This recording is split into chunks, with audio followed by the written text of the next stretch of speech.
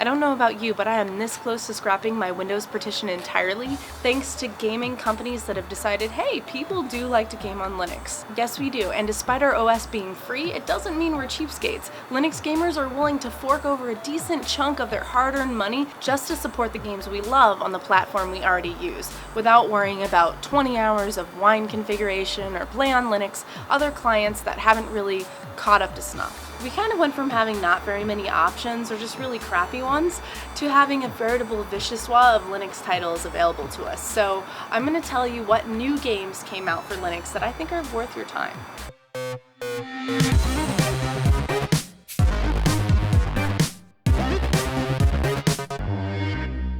Shrouds of Darkness seem to be a thing with games lately, and Don't Starve is no exception to that, but it's the gameplay that truly sets it apart. You're Wilson, a scientist with a homeward-bound mission after being imprisoned by a demon. And despite that grim plotline, Don't Starve is actually a less scary and more stylized type of survival game. In this game, as in life, there are no save points, meaning you have to start over when you die, and that adds an interesting dynamic because you also get rewarded with each death.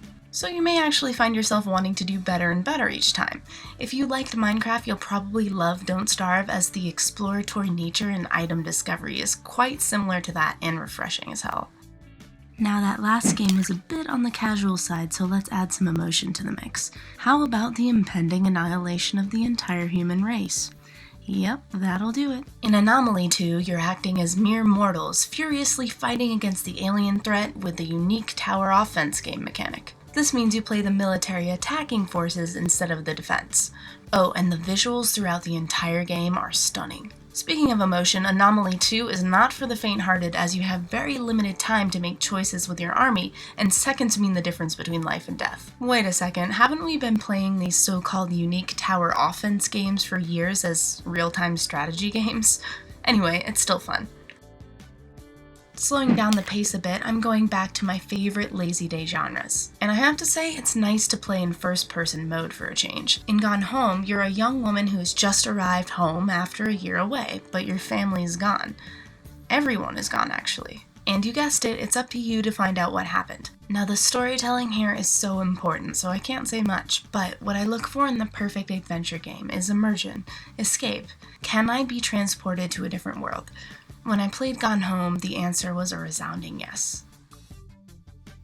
I know, there are a lot of sequels in this list, but trust me, it's for good reason, especially in the case of trying to. Choose to play one of three characters, a thief, a wizard, or a knight, that each have their own unique abilities and will serve you differently in overcoming obstacles. Side-scroll along a beautiful fantasy world, completing physics challenges, and have a blast doing it. I did a video review on Trine 2 a while back, shamelessly pleading for a Linux release, and I'm happy to say that it's now a reality. Number 1. Dota 2. When I used to help out at my local LAN center, I distinctly remember a group of hardcore Dota players, constantly instructing their team, leveling their heroes, and getting loot. This was, of course, all while eating, drinking, and even sleeping at their computers as a testament to their dedication, or maybe just how addictive it really was.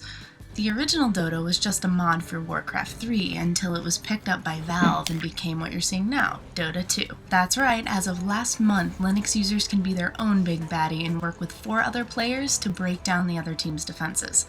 Sounds easy, right? Well, not so much. Dota 2 is still super player skill based while still being really awesome, and I think it beats the pants off League of Legends. Monster kill! So those are my picks for some recent Linux games coming out. Please let me know if you want me to do this again. I would love to escape the terminal a little bit and tell you more about what I really like to do, gaming, and how you can game in Linux too. So, thanks for watching OSAlt. Be sure to subscribe so you don't miss out on next Tuesday/Wednesday sometimes episode of OSAlt. I'm sorry, I'm really trying. Different scenery every week. Huh? Guess what? GoDaddy is back with another special for you guys this week. It's a little bit different. It'll help you build a website. In fact, for only $1 a month, GoDaddy will host your website for you and let you play around with their new website builder, version 7. They'll also throw in a brand new domain and it won't cost you a penny. But if you decide you don't really need the hosting or the website builder, don't worry, the pure domain offer that I had a couple weeks ago is still available, so check the links below. You'll help support me and you'll save a little money on the side.